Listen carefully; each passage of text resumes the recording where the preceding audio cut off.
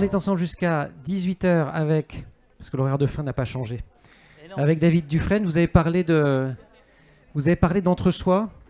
Ça m'évoquait une chose, c'est notamment en radio, en télé, il y a une tradition qui veut que pour éviter de donner le sentiment de l'entre-soi, on se vouvoie même quand on se connaît super bien. Donc il faut que vous sachiez quand même que des gens qui dînent ensemble la veille, avec du homard ou pas de homard d'ailleurs, à part ça, il y a une bonne façon de ne pas se faire prendre à dîner, c'est de ne pas dîner. Mais bon, voilà, c'est un commentaire personnel. Mais bref, se vouvoient pour vous donner l'impression qu'ils ne sont pas ensemble et que nous faisons tous partie de la même communauté. Sachez que c'est faux. Donc, je vais me permettre de te tutoyer, si tu vas bien. Ah, si tu veux. Entre autres parce qu'on a passé quelques années sur le même plateau à Libération. Ça ne veut pas dire qu'on est copains, on ne s'est pas vu depuis que tu es parti de Libé. Ça fait une paye. mais voilà, bon, c'était un petit commentaire. Rencontre avec David Dufresne, ça ne nous donne pas ce que Pierre Lescure appelait hier un point de vue ou un angle, qui est le point de départ du journalisme. Il va falloir qu'on habite cette rencontre. Je vous propose d'essayer de tenir en une dizaine de minutes juste d'un petit dialogue, comme ça on aura une bonne demi-heure pour l'échange avec David. Ça va être beaucoup de ta responsabilité, parce que j'ai prévu trop de questions, c'est comme hier avec Pierre Lescure. Donc il faut que tu fasses concis, sinon je suis dedans. Mais tu vas bien vouloir le faire. Alors voilà, quand tu étais à Libération, c'était l'époque où on faisait 4, 5, 6 feuillets, puis après tu es passé à France Info, et il faut faire court.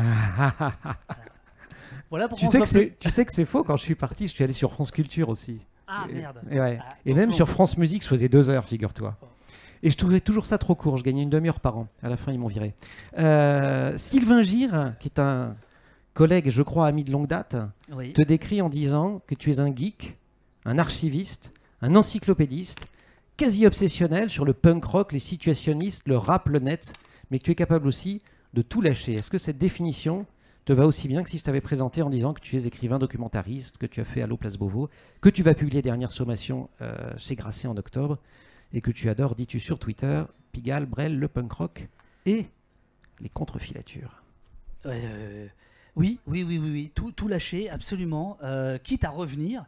Par exemple, moi j'avais lâché la police avec l'affaire de Tarnac, donc je l'ai lâché en 2012, et puis je l'ai retrouvé là en rentrant en France, avec Allo Place Beauvau, et tout lâché parce qu'effectivement, alors que j'ai traversé des rédactions assez incroyables comme... même si c'était la fin d'Actuel, Libération, Mediapart, à un moment donné, je suis parti pour aller vivre d'autres aventures. Et je crois vraiment que c'est ma réponse à moi pour sortir de l'entre-soi.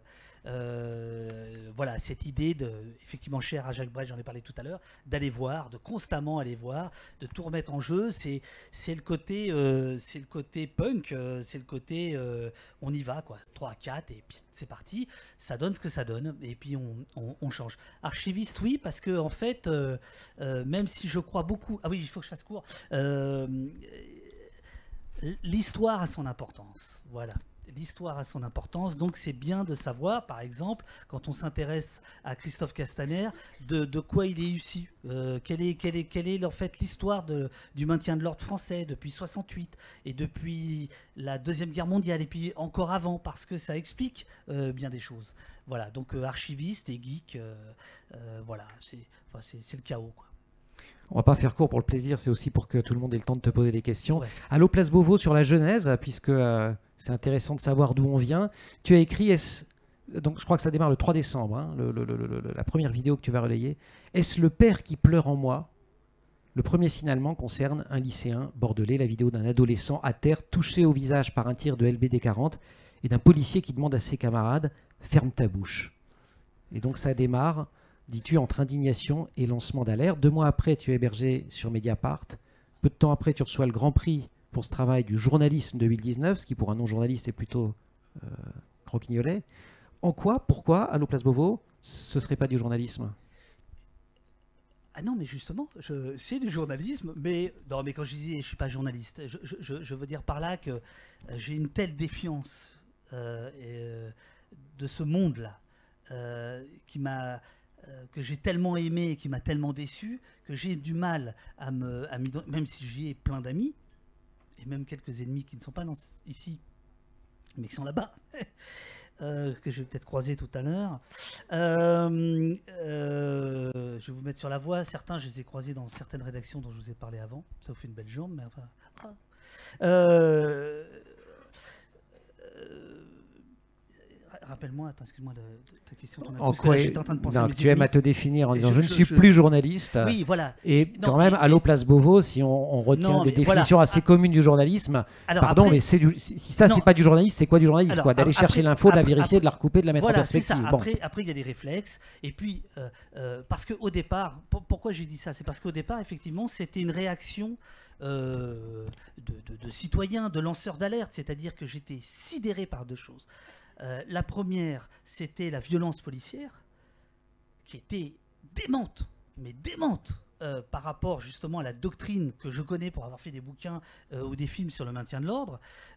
Et la deuxième chose qui me sidérait, c'était justement mes petits camarades journalistes qui foutaient rien, mais strictement rien, et qui ont mis plus d'un mois, en réalité 1 mois et demi, à mettre ça sur le devant de la scène, au point qu'à un moment donné, ça n'est devenu, les Gilets jaunes, ça n'était plus que ça n'était plus que les violences policières à partir du mois de janvier. Donc il y avait cette idée au départ de sidération face au silence médiatique et face à la violence policière. Et très vite, c'est devenu une affaire politique. Parce que, en fait, les deux, en les mettant ensemble, ça devenait une affaire politique. Et donc après, il y a effectivement des réflexes journalistiques, de recoupement, de sourcer, etc. Et même, je pourrais dire que j'ai jamais été aussi proche du magnifique travail d'agencier qu'avec Allo Place Beauvau, puisque j'ai toujours été extrêmement factuel et presque froid. Allo Place Beauvau, c'est pour un signalement numéro tant, voilà. À tel endroit il s'est passé ça, la source c'est ça. Et à l'arrivée, du moins pour le moment, 859 signalements, c'est les derniers chiffres que j'ai vus sur ton site. 1 décès, 314 blessures à la tête, 24 éborgnés, 5 mains arrachées. J'espérais qu'on aurait un écran et j'avais commencé à faire quelques captures d'écran de tweets pour qu'on voit aussi les images que tu as publiées parce que il faut se confronter aussi à la réalité presque clinique, presque médicale de tout ce que c'est. Oui, de blessures de guerre. Hein. Ce sont à la fois des médecins qui le disent, ce sont des avocats qui le disent, et c'est la catégorisation des armes. Il faut bien savoir que la police française utilise 2 types d'armes, le LBD 40 et la grenade Gli F4, qui sont des armes de guerre. Et on est loin de cette doctrine que tu résumes, cette doctrine légale du maintien de l'ordre, dit à la française, je te cite toujours, l'absolue nécessité et la proportionnalité de l'usage de la force. Et c'est tout ça qui est interrogé, là encore, cliniquement, dans ce dispositif. Alors, tu as fait une allusion au punk, on y viendra peut-être tout à l'heure, parce que ça fait partie aussi de ton histoire et peut-être encore de ton identité. Sur les violences policières, il y a quand même un souvenir, décembre 86, les voltigeurs, tu les as connus, pas côté journaliste. Non. Je ne sais pas si certains s'en souviennent. Oui, il y a des jeunes. Ils n'étaient pas nés, il faut raconter. Raconte décembre 1986, décembre, il fait froid. Il faisait super froid, je me souviens. Le téléphone la jeunesse portable... française. Oui, la jeunesse française a le sida mental, selon Louis Pauwels, dans le Figaro Magazine. C'était un éditorial extrêmement important. C'est la loi de Vaquet, que tu as bien connue, puisque toi, tu étais journaliste éducation. C'est dégueulasse. On a le même âge, je te signale. Je suis en train de rendre hommage à ton travail. Loi de Vaquet, bon, on était étudiants, voilà, et il y a ce qui se passe je crois que c'est le 5 décembre. Non, 6 décembre. Ouais, c'est la nuit du 5 au 6. La nuit du 5 au 6, c'est ça. Malik Oussekine tombe au 20 rue Monsieur le Prince. Il y a aujourd'hui une plaque qui est sur le sol, sur le trottoir, c'est-à-dire qu'on marche dessus, qui indique que Malik Oussekine, donc, était un étudiant qui en fait sortait d'un club de jazz ce soir-là, se fait taper à mort par ce qu'on appelait les voltigeurs, c'est-à-dire 2 policiers à moto, un qui conduisait et le second qui maniait une matraque. Et il y a même des images, en fait, non pas des coups, mais d'un massage cardiaque qui ne donne rien, et Malik Oussekine meurt à ce moment-là. Et moi, je viens d'arriver de Poitiers, j'ai 18 ans, et je crois que je vais faire la révolution. Je déchire ma carte de presse, déjà, d'étudiant le lendemain, puisque, voilà, je pleure Malik Oussekine. Et depuis ce jour-là, j'ai été effectivement marqué par la la fameuse phrase de Max Weber, l'État a le monopole de la violence légitime. Et ça va être un des grands sujets que tu vas traiter. Internet et justice sont deux de mes préoccupations. Mais le punk, c'est surtout l'idée du punk. C'est surtout l'idée de remettre en question les choses. C'est cette idée-là, c'est-à-dire, il faut. Donc là, c'est quelques années avant. Avec un premier fanzine. Avec un premier fanzine. Tant qu'il y aura du rock. Absolument. Qui était contre la presse rock. Déjà. C'est que tu prenais les critiques de rock and folk et tu les alignais. Ah non, je faisais les critiques en disant. Tu faisais des critiques des critiques. Oui, c'est ça. Oui, ce que je dis. Enfin, je les détestais. Voilà. Voilà. Et puis un jour, j'ai travaillé à Best. Bon. Donc voilà. Mais j'ai commencé, oui, effectivement comme ça, par des fanzines. Et comme tu cherches ta question, j'en profite pour remercier Pierre Lescure qui est dans le, parce que il est là. On se connaît pas, on s'est jamais vu. Mais quand un petit peu après 86, moi je gagnais ma vie comme clapeur pour nulle part ailleurs. C'est-à-dire j'étais payé. Et ça faisait 10 balles. Et on avait un chef que vous connaissez tous, José Garcia, qui était extraordinaire. Et un jour, je sortirai un enregistrement que j'ai fait de José Garcia quand il essayait. Donc c'est 91, c'est la guerre du Golfe. Ah, je me souviens de ça. On flippait, c'était rue Olivier de Serres. Enfin voilà, je vous remercie. Grâce à vous, j'ai pu financer mes fanzines. Voilà. Vous pouvez applaudir, mais c'est pas payé. Hein. Ah ben voilà.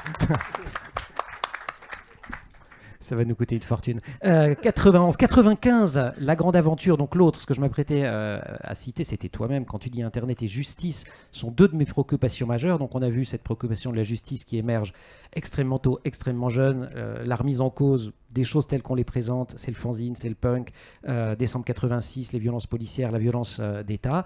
Internet, on est en 95, là tu es Libération, il y a un drôle de service qui vient de se créer. Tu pousses la porte, métaphoriquement, parce que j'y étais pas en 95, mais je pense pas qu'il y ait beaucoup plus de portes qu'en 2000. Oui. Et là, qu'est-ce qui se passe? Ah non, c'est même...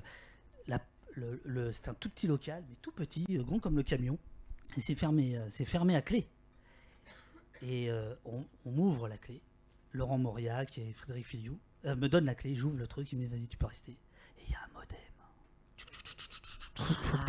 Faut que t'expliques modem. Un modem. Donc... Imaginez quand vous n'avez pas de réseau et que ça n'arrive pas, ben c'était ça. Le modem, voilà, c'est les premières connexions Internet avec le fameux bruit du modem, donc la révolution, là, c'était ça. Et donc effectivement, et là il y a un paradoxe, c'est parce que je viens d'arriver à Libération, donc avec, voilà, c'est quelque chose. Et en même temps, je me mets sur le web à faire ce qu'on appelait à l'époque un webzine, un des premiers, qui s'appelait La Rafale. C'est-à-dire, et ça, j'ai toujours été comme ça, un pied dehors, un pied dedans. Et effectivement, j'ai fait partie de ceux qui pensaient fermement qu'il y avait une utopie, l'utopie notamment d'Akimbe, les zones d'autonomie temporaire, les TAZ, qui rappellent un peu les ZAD. Qui était cette idée que tout d'un coup, eh bien, tout le monde pouvait être émetteur autant que récepteur et que tout allait changer. Et on se méfiait assez peu. Enfin, on avait écrit un manifeste du web indépendant, etc. 97. Face aux sites commerciaux, aux messages publicitaires agressifs destinés à ficher et cibler les utilisateurs, 97, hein, le web indépendant propose une vision respectueuse des individus et de leur liberté. Je ne vais pas le lire en entier parce qu'il est... Parce que je vais pleurer. Il invite à la réflexion et au dialogue. Quand les sites d'entreprise se transforment en magazines d'information et de divertissement, ça vient Non, mais si tu Bref. veux... Je suis très sérieux. Attends, j'ai une vraie question après. Et il se termine en disant « Nous invitons donc les utilisateurs à prendre conscience de leur rôle primordial sur l'Internet. Lorsqu'ils montent leur propre site, lorsqu'ils envoient des commentaires, critiques et encouragements, lorsqu'ils s'entraident dans les forums et par courrier électronique, ils offrent une information libre et gratuite que d'autres voudraient vendre et contrôler. » 97. 22 ans après, l'histoire, elle s'écrit, et elle s'écrit de plein de façons différentes. Il y a cette liberté que tu décris, mais il y a aussi, et tu as enquêté dessus, et tu as même fait un serious game là-dessus, la fachosphère, qui est un des produits de ça, par exemple. Oui, bien sûr, mais je considère qu'un des actes politiques majeurs aujourd'hui a été quand même, de la part des Gilets jaunes, de filmer les manifestations et de filmer les violences policières, c'est-à-dire d'être là-dedans, c'est-à-dire d'être dans la production, dans la documentation de la réalité. Grâce à un dispositif, et c'était drôle parce que la première table ronde avec Florence Aubenas Oui. et un certain nombre de représentants des Gilets jaunes du rond-point de Marmande, l'une d'entre elles, je crois que c'était Luther, mais je me souviens plus, disait, mais moi au début je me suis méfié parce que c'était sur Facebook. Et elle s'est créé un compte Facebook pour être informée sur le mouvement. Et donc on a là une entreprise éminemment critiquée qui nous pompe des données comme c'est pas croyable et qui devient le relais de ça. C'est quand même un univers de paradoxe, le net. Ah oui, et notre grande défaite, c'est clairement Facebook et Google, ça c'est très clair. Mais il y a un très bon livre à apparaître au mois de septembre sur la force subversive éventuelle des algorithmes et de Facebook. C'est CF Édition. Donc là, on est effectivement en plein paradoxe. Les Gilets jaunes ont utilisé ce qu'ils utilisent, à part peut-être cette dame qui a créé un compte, mais tous avaient déjà un compte. On peut aujourd'hui très clairement remonter, savoir qui lance le premier appel de mettre un gilet sur le pare-brise, enfin comment devant là.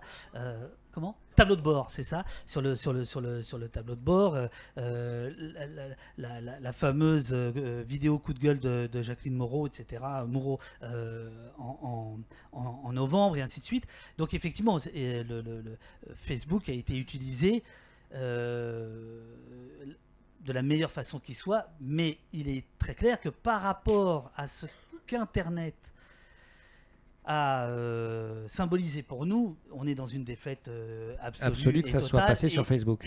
Et très clairement, la lutte contre les GAFA est une lutte absolument majeure, au-delà de la taxation. Enfin, je veux dire, réfléchissons une seconde. Il y a un homme qui sait ce que la moitié de la population dans le monde fait, à quel endroit, qui y rencontre, etc., etc. Et l'autre est Google qui sait absolument tout sur nos angoisses avant nos proches. J'avais encore un certain nombre de questions, mais je vais tout de suite vous... Voilà, on est d'accord. Je regarde une pour la fin. Attendez, ça marche pas comme ça. Voilà, formidable. Ah oui. Non, c'est bon. Ah oui, d'accord.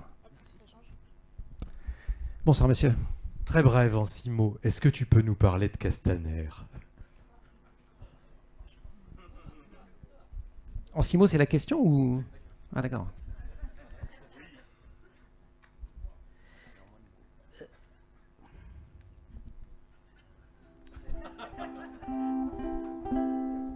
Merci beaucoup. Non. Question... Tu veux qu'on fasse le truc, c'est Non, la question, si je le voyais, c'est comment, alors que vous venez, c'est vous, hein, imagine, vous venez de Fort-Calquier, c'est tellement joli Fort-Calquier. Comment se fait-il que vous soyez le ministre de l'Intérieur le plus répressif depuis 50 ans? Qu'est-ce qui vous a amené à ça? Au fond, qu'est-ce qui vous a amené à ça? Bonsoir, monsieur. Bonjour. Tout à l'heure, vous évoquiez Malik Oussekine. Et à cette époque-là, quand il est mort, effectivement, tout le monde avait réagi. Et j'aurais voulu avoir à la fois plus d'informations et des explications par rapport à la réaction, par rapport à la presse, par rapport à Zineb Redouane, qui a été tuée. À mon avis, enfin, je ne connais pas, peut-être comme vous êtes très intéressé à ces questions, à mon avis, d'après ce qu'ils disent, elle a reçu une grenade lacrymogène au 4e étage. En général, moi, je vois les grenades lacrymogènes lancées à l'horizontale. Donc, j'aurais voulu savoir sur des aspects techniques, puisque vous les avez étudiés, si ça n'a pas été un peu voulu, et aussi pourquoi médiatiquement et pourquoi aussi socialement, ça n'a pas autant réagi que pour Malik Oussekine. Alors, je vais vous dire, là, un petit truc de boutique, qui n'est pas terrible, qui va faire plaisir à certaines personnes qui sont dans cette salle, dont le métier est l'un des plus nobles, avocat. Pendant plusieurs mois, il n'y a pas vraiment d'avocat pour défendre cette cause. Ce qui veut dire que journalistiquement, puisqu'on est dans un festival de journalisme, il n'y a pas d'interlocuteur. Et dès lors qu'il y a eu un avocat, il y a 1 mois et demi, 2 mois, les choses sont sorties, beaucoup plus. Donc, elles sont même sorties dans des détails qui sont assez tragiques, puisque le média, par exemple, a diffusé une vidéo avec des photos prise de Madame Redouane, morte. En tout cas, avec les impacts de la grenade sur sa bouche, sur son visage. Et là, il n'y a aucun doute. Évidemment qu'elle n'est pas morte simplement par des gaz lacrymogènes. Elle a reçu soit une grenade, soit des palets, etc. Voilà. Donc, je crois qu'il y a ça. Il y a cette question-là, si vous voulez. Il y a cette question de qui, à un moment donné, peut parler. Je crois que les enfants ont été, et c'est tout à fait compréhensible, sidérés et n'ont pas pu tout de suite communiquer et donner quelques informations. Deuxièmement, vous avez eu un discours martial, un discours qu'il faudra que les historiens étudient de la part du gouvernement, qui a quand même été extraordinaire. Le 7 mars, Emmanuel Macron va nous dire, dans un état de droit, vous ne pouvez pas parler de violence policière. À partir du moment où vous avez un président de la République qui est dans un tel déni, ça devient très difficile de parler de ces choses-là. Parce que tout en haut, on vous dit ça n'existe pas. On a parlé dans le débat d'avant de la complaisance, des relais médiatiques, des journalistes qui ne sont pas dans le contre-pouvoir. Donc, d'une certaine manière, consciemment ou non, ils appliquent cette chose-là. Troisièmement, je crois que la tolérance à la violence n'est pas la même en 2019 qu'en 1986. Voilà, je crois qu'aujourd'hui, la police peut tabasser plus qu'il y a 30 ans. Et ça si je peux me permettre d'ajouter, de souligner un point que tu as mentionné tout à l'heure, mais que j'ajoute, le massage cardiaque sur Malik Oussekine, il est dans le journal télé le lendemain soir. C'est-à-dire qu'en plus, il y a des images, et ça contribue aussi à la chose. Vous pouvez retrouver ça, vous allez sur le site de l'INA, non, je crois que saisissant et accessible. Je crois que les enfants ont demandé à ce qu'elles disparaissent, ces images. Je les ai vues ce matin. Ah bon, alors. Donc, il faut qu'ils redemandent. Enfin, et la presse a été beaucoup plus réactive. Enfin, je veux dire. Ah non, pardon, on parle pas de la même chose. Je te parle de Malik Oussekine. De Malik Oussekine, oui. Mais il a pas eu d'enfant. Non, les parents. Les parents, pardonne-moi, d'accord. Bon. Voilà. Enfin, en tout cas, moi, je les ai revus ce matin en préparant cette rencontre. Bonjour. Moi, j'aimerais connaître le lien entre le journalisme, le punk, Pigalle, Jacques Brel, les violences policières, le maintien de l'ordre, le web indépendant. J'aimerais connaître un peu ce lien pour tout ça.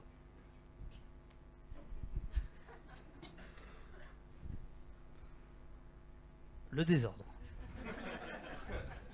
C'est-à-dire l'ordre moins le pouvoir.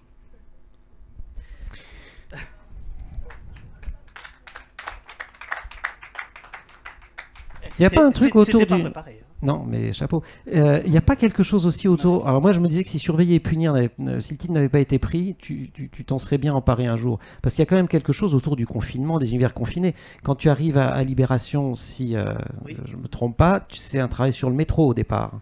Je vais passer, je ne sais plus combien de temps, 15 jours ou un mois, dans les sous-sols. Évidemment, il y a tout le travail que tu as fait sur la prison qui vient d'être mentionné. Assez tôt, un texte, tu participes à un collectif qui doit s'appeler « La nuit vous appartient » ou un truc comme ça. Mais enfin bref, et on va retrouver ce rapport à la nuit dans ton travail sur Pigalle. Donc on a quand même le désordre, mais aussi des atmosphères ou des univers qui sont des univers de confinement, non ? Je répondais ça bêtement là à l'instant. Je pense que ce qui m'a marqué, c'est l'adolescence en fait. Voilà, c'est l'adolescence et on va s'allonger. C'est l'entrée dans l'âge adulte et cette saloperie que sont les adultes. Et ça, c'est très. Alors là, Jacques Brel était à fond là-dedans aussi. C'est pour ça que je l'aime tant. C'est-à-dire cette idée que combien nous adultes nous sommes décevants, quoi. Et donc cette idée de croire quand même, de lutter, de chercher les endroits, que ce soit Mediapart, que ce soit Canal+, que ce soit le web, de chercher les endroits où on peut un peu respirer, quoi. Mais j'ai quand même oublié un truc qui est important, dont je parle un tout petit peu dans le roman, c'est qu'avant Malik Oussekine, quand je fais un fanzine, les renseignements généraux s'intéressent à moi. Et là j'ai 15 ans. Ils pensent que je suis terroriste. C'est-à-dire qu'ils me convoquent en disant qu'ils veulent des renseignements sur les membres de l'association Tant qu'il y aura du rock, dont certains membres auraient commis des actes terroristes. Je m'en souviens, mais là, c'est comme ça. C'est arnaque avant l'heure. C'est arnaque avant l'heure. C'est exactement ça. Et toi, tu fais le bouquin sur Tarnac, je vais pas compter les années, quelques années plus tard. Voilà. Et avant le bouquin, l'enquête, bien sûr. Madame. Oui, on a parlé de Zineb Redouane. Il y a aussi Steve, qu'on n'a toujours pas retrouvé. Il n'y a pas d'enquête. Et ce serait bien que les médias en parlent un petit peu plus d'ailleurs. Vous avez fait un très beau film sur Pigalle et sur la gentrification de Pigalle. Et vous avez fait du documentaire. Là, j'imagine que de dénoncer les violences policières avec Allos Place Beauvau vous prend beaucoup de temps. Pendant combien de temps vous allez assumer cette mission qui a l'air d'être une sorte de sacerdoce et retourner éventuellement au documentaire? Est-ce que cette mission va continuer encore? Alors, je vous remercie d'avoir parlé de Steve, puisque moi, chaque matin, je commence ma journée avec... Il publie les jours hein, sur Twitter. Voilà, je mets les jours. Bon, et alors en plus, il y a un lien, puisqu'on n'en a pas parlé, mais moi, j'ai travaillé à Bondage, le label des Berruyers Noirs. Donc, Porcherie, je connais bien. En 87-89. Non, c'est pas une mission à l'Oplace Beauvau. Voilà, je m'attendais sincèrement à ce que ça s'arrête au bout d'une semaine, que Libé redevienne Libé, quoi. Voilà, qu'ils le fassent le boulot. Ils l'ont pas fait. Je suis désolé, ils l'ont pas fait. Et donc j'ai continué parce que j'ai senti qu'à un moment donné, quand vous êtes appelé, c'est fou, quoi. Vous êtes appelé par l'ONU, vous êtes appelé par le Parlement européen. Vous dites bon bah il faut tenir la démonstration. Donc l'idée c'était d'aller jusqu'à l'été. Donc aujourd'hui on a gelé le projet. Je dis on parce qu'en fait il y a des gens qui m'aident. À le faire. Il y a Mediapart qui l'a en partie financé à un moment donné, qui l'a surtout diffusé, qui l'a publié, qui est toujours en ligne, etc. Des gens qui m'aident à le faire. Maintenant, je crois que voilà, la démonstration elle est faite. Il faut qu'on trouve un autre projet autour de ça. Il y aura probablement un film autour de ces violences, un film documentaire. Il y a actuellement beaucoup de gens qui sont autour de ces questions-là. Il y a à la Ligue des droits de l'homme des comités d'observatoires, des observatoires de pratiques policières qui sont en train de naître. À Paris, à Lille, il y en a qui existent déjà à Montpellier, à Toulouse, il y en a à Bordeaux. Vous avez les comités justice et vérité dans les quartiers populaires qui font un travail depuis très longtemps, qui émerge de plus en plus. Il y a une marche le 20 juillet à Beaumont-sur-Oise pour Traoré et qui rassemble pas mal de gens. Il y a des comités anti-répression qui se mettent en place. Voilà. Ce qui s'est passé ces 7 derniers mois a agi comme un petit ciment autour de ces questions-là. Il faut absolument maintenir la pression parce qu'on voit bien que la police, elle, maintient la pression. Ce qui s'est passé sur le pont de Sully n'aurait pas pu exister s'il n'y avait pas eu, pendant 7 mois, les violences policières qu'on a connues. Tout le monde se... Ok. On s'y habitue. Je vous y habitue? Ah oui. Peut-être rappeler la scène, je ne sais pas si tout le monde l'a exactement en tête de cette manifestation récente où des militants écologistes, si je me souviens bien, sur les images extrêmement calmes, posées et pacifiques, se font déloger de manière effroyablement violente par les forces de l'ordre. C'était il y a quoi, 15 jours. Oui, avec un ministre de l'écologie qui nous explique qu'il menaçait tout le monde. Il menaçait la République. Ceci dit, ça c'est quelque chose que tu as théorisé aussi en disant que je te cite de mémoire, donc tu vas corriger si tu veux bien, que l'antiterrorisme, qui dis-tu est censé gérer l'exception, est devenu une façon d'aborder le maintien de l'ordre en France normal, et qu'on a eu un décalage totalement du point de vue et de la focale. Si tu veux, je crois que ce à quoi on assiste depuis 30 ans, c'est quand même un recul des libertés publiques, des libertés fondamentales en France. On est vraiment dans un recul qui est absolument incroyable, avec aujourd'hui une expression née à l'extrême droite, droit de l'homiste, qui était donc une insulte, est passée dans le langage courant. Et aujourd'hui, on doit se justifier pour défendre les libertés publiques. Donc on voit bien que le curseur il a complètement baissé. Et en effet, l'antiterrorisme, les méthodes de l'antiterrorisme, l'état d'urgence, toutes ces choses-là nous ont mis dans un état de sidération. On ne peut plus réfléchir, enfin ça devient suspect, c'est-à-dire qu'il faut se dédouaner avant de pouvoir commencer à discuter. À poser le débat sur les libertés publiques et les libertés individuelles. Autre question? Oui. Bonjour. Attends, on va apporter le micro, comme ça tout le monde.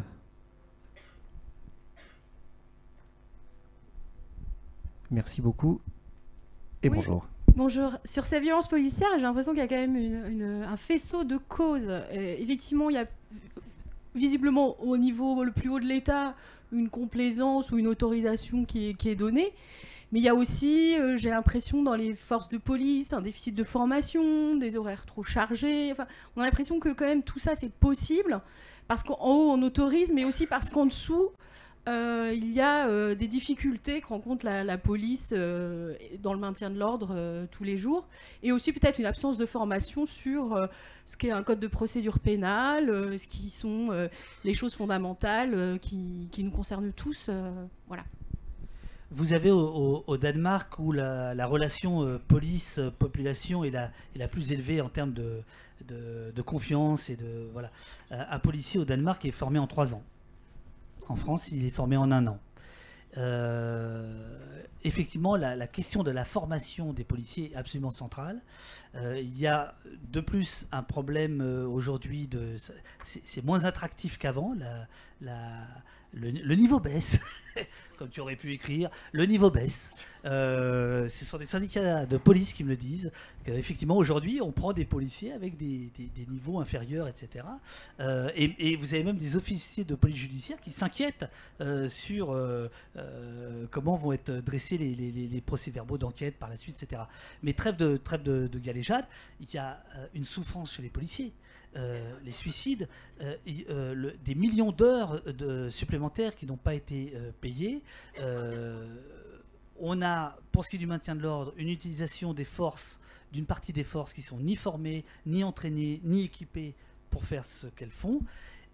Et vous avez en même temps un discours venu de la part d'un gouvernement de centre inattendu. C'est-à-dire un discours extrêmement droitier. Extrêmement droitier. Ça voulait dire quoi, ça? Ça veut dire que je fais pas exprès d'employer extrêmement droitier. On est d'accord, hein? Et au moment où je l'emploie, je me dis... Tu te dis, en fait, ouais. Bah oui, voilà. bien sûr, évidemment. Excuse-moi, c'est mon côté stabilo boss. C'est homme de radio. Bon, alors là, vous faites un geste. Ouais, voilà, exactement. C'est au cas où il ne verrait pas. Voilà. Voilà, mais comme on fait l'école française était le si nul ici, même à Couture comme thème, si je te suis bien, il faut faire la police française était le si nul l'année prochaine.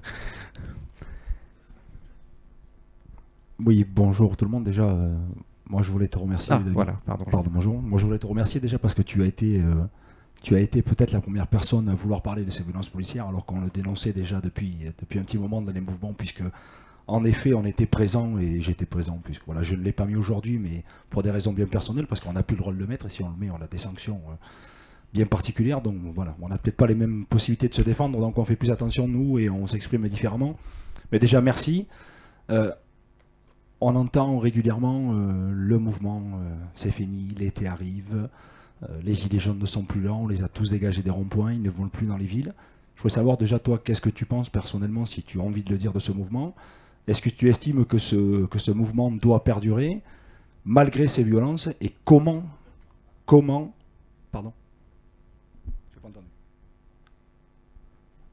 Bon, excusez-moi. Terminé. Et comment et comment tu penses qu'on peut maintenant, hormis répondre à la violence par la violence, parce que malheureusement, je ne sais pas si c'est la solution, mais on n'a plus le choix. On est barricadé, on est nassé, on est tabassé. Donc qu'est-ce qu'on fait? Est-ce qu'on rentre chez nous? Ou est-ce que ce mouvement punk de 86 va enfin se réveiller et venir au secours de la population, et qu'on arrête gratuitement d'être tabassé, et que le peuple soit enfin souverain dans son avenir? J'avoue que j'avais jamais imaginé une épingle à nourrice sur un gilet jaune. Mais Non, moi je me suis toujours gardé de parler du mouvement. Oui, je vois bien, mais voilà, mon focus, c'est les violences policières sur une répression sociale. C'est au mouvement de donner sa suite, et moi j'ai rien à en dire. Voilà. Bonsoir. Bonjour. Bonjour.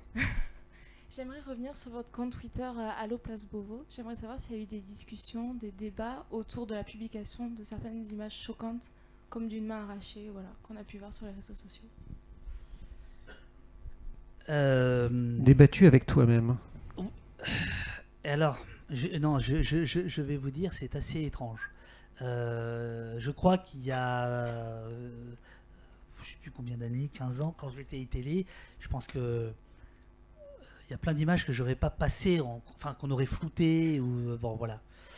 Et moi, de la même manière que la tolérance à la violence n'est pas la même, moi ma colère était telle que, eh ben, on y va. Vous avez arraché une main, on va la montrer. Il m'est arrivé évidemment d'enlever des choses à la demande des victimes. Parce qu'ils n'avaient pas envie, elles n'avaient pas envie que ça reste. Et en fait, le plus grand débat, c'est à Mediapart que je l'ai eu. Puisque Mediapart ne brille pas par son côté multimédia. Il faut bien reconnaître que, bon, des articles, bon, il y a une photo de homard de temps en temps. Bon, faut dire, quand il met une photo, c'est pas mal. Mais bon, et donc, en fait, il y avait un débat en interne chez eux. Il y avait ceux qui voulaient montrer cette galerie des horreurs, parce que c'est une galerie des horreurs, et d'autres qui ne voulaient pas. Et en fait, quand je suis arrivé avec mon projet, d'une certaine manière, c'était la possibilité. Alors, sur Twitter, on peut paramétrer et faire en sorte que ses propres médias, quels qu'ils soient floutés ou non. On m'a demandé de le faire. Je l'ai fait quelques heures, puis je l'ai défait, etc. C'est une question qui est extrêmement compliquée. En revanche, pour ce qui est du respect de la loi, il est plein et entier. Dès que c'est un mineur, j'ai barré immédiatement les yeux, ou j'ai flouté, etc. Puisqu'on n'a pas le droit. C'est clair, net. Enfin, ça, c'est la loi. C'est pas la morale, c'est la loi. Je crois qu'il fallait montrer cette horreur pour qu'à un moment donné, on comprenne qu'il ne s'agit pas de blesser, mais de mutiler. 24 personnes ont perdu un œil parce qu'elles ont manifesté. 5, une main. Certaines, un pied. Une est morte.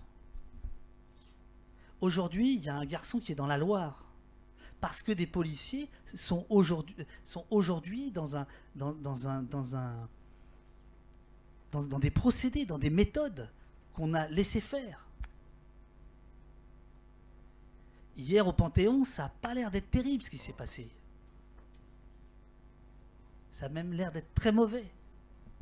Panthéon, c'était les Gilets Noirs, c'est ça? Voilà, absolument. Peut-être qu'il faut faire, si tout le monde n'était pas hyper connecté ici à Couture. Vous l'étiez? Ah ben voilà, donc bon, vous n'avez pas suivi. Donc voilà, donc le Panthéon a été... Un mouvement de... Oui, bah vas-y. Le Panthéon a été occupé par les Gilets Noirs, qui sont donc un mouvement de sans-papiers, qui sont restés quelques heures. Et là aussi, on voit que la préoccupation de l'État n'est plus la même. On l'avait déjà vu avec le CPE en 2006, où la Sorbonne avait été occupée 5 jours, mais 5 jours c'était le maximum. Aujourd'hui, l'ordre, pour des raisons qui... Voilà, a évacué immédiatement le Panthéon. L'évacuation s'est plutôt bien faite, semble-t-il, mais une fois que c'était évacué, là, ça a été le tabassage absolument épouvantable. Il y a quelques images qui ont circulé, donc voilà, de sans-papiers. Et si vous voulez, là, il y a effectivement, monsieur a parlé tout à l'heure d'habitude, d'accoutumance, enfin, on est là-dedans. C'est dément. Alors que la France, pendant très longtemps, se vendait et se vantait d'être la meilleure du monde, avec une idée toute simple de la part de la police, montrer sa force pour ne pas s'en servir. Et un mythe de 68 du préfet Grimaud et du fait qu'en 68, alors il y a eu des morts en mai 68, mais qui n'étaient pas directement imputables à des violences policières. Disons que le préfet Grimaud, préfet de police de Paris, écrit aux policiers à la mi-mai, frapper un homme à terre, c'est se frapper soi-même. Monsieur Castaner, c'est pas la même. C'est pas la même vision de la République. On est censé rendre l'antenne à 18h précise et il est moins une. Tu as écrit, je me garde la dernière question si vous voulez bien, puis à la limite si tu as 3 secondes pour échanger avec nos 2 personnes après. Retour aux origines, il faut vraiment que je mette mes lunettes, j'ai vieilli, t'as raison. Tant qu'il y aura du rock, tu écris que tu l'avais créé habité, je te cite, par la peur de ne jamais aller assez vite. C'est ce que tu as confié à La Spirale, je cite la source, dans un entretien. Est-ce que cette peur de ne jamais aller assez vite, elle est toujours présente en toi, et est-ce que c'est pas ça aussi qui me le... D'ailleurs tout à l'heure... Consoeur de la vie avait même du mal à te présenter, on ne sait plus te présenter tellement tu fais de trucs. Est-ce que c'est ça la moteur de l'ado? Accélère parce qu'il y a 2 questions. Non, c'est fini là. Non, je te jure, il faut te demander après. Allez-y, posez la question. Non. Si. Mais non. Allez-y. Bonjour, je m'appelle Thomas, et du coup je vous suis sur Twitter, toujours pour Allo Place Beauvau. Je voulais savoir s'il y avait un travail de vérification qui est entrepris par vous. Parce que je me souviens par exemple, il y a un compte qui a marqué qu'il vous a piégé. Oui. En vous envoyant une photo et que apparemment c'était pas dans une manifestation de Gilets jaunes. Je voulais savoir s'il y avait un travail de vérification que vous faisiez. Il va vous répondre parce que ça se fait en un mot. Et l'autre question c'était alors, puisqu'il y en avait 2. Allez. Ah bah oui, bien sûr, en 3 secondes. Ok, alors là je sais que tu peux répondre en un mot. Il y a un travail de vérification. Non, tu peux dire oui. Oui, évidemment. Voilà. Je me suis fait piéger une fois par quelqu'un qui s'est excusé. Par quelqu'un qui s'est fait passer pour une victime, qui m'a envoyé des faux documents. Je pense que cette personne a une morale qui n'est pas très intéressante. Mais je peux vous dire que c'est un cas. Il y a d'autres gens, il y a plusieurs cas de gens qui ont essayé de me piéger, que j'ai déjoué une fois. Ça a marché. Et c'est resté 10 minutes. Bon, littérature et journalisme, vous êtes franchement pas cool avec moi, parce qu'il y a un concert après, il faut qu'ils aient le temps de préparer tout, donc il faut vraiment... Ah, c'était pas la thématique de ce... Ici, c'est... Oui.